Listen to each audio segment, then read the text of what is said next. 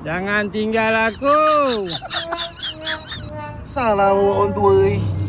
Assalamualaikum guys. Okey, sekarang pukul 12 suku. Kita nak gerak dah nak pergi dataran MMB.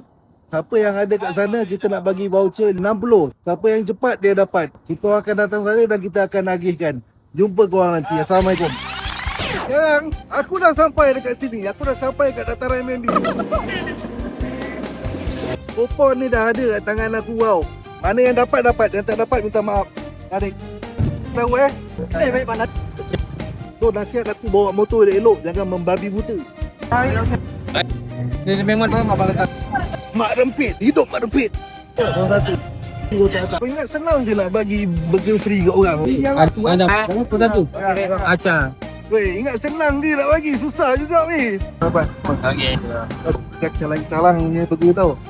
Nombor satu dalam Melaka. Atas semua burger. Kau dah tak habis siap Kalau tak ada siap lagi pukul. kau pukul abang. Datang tau. Ya. Ya, bagi ke friend kau. Kau dah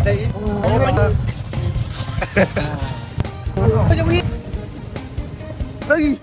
Weh, polis dah. Oh, nak bagi makan burger pun susah. Habis je. Nombor satu lah. Itu berang abang. Tapi saya betul. Situ bang. Macam kereta-kereta ni semua datang. Ya nak. Ada. Geng, aku dah siap agihkan total sekali 60 kupon kita nak bagi. So sekarang aku dengan Pak Tam, kita orang on the way nak pergi kedai. Jumpa kau kat kedai lagi. Assalamualaikum. Chompin.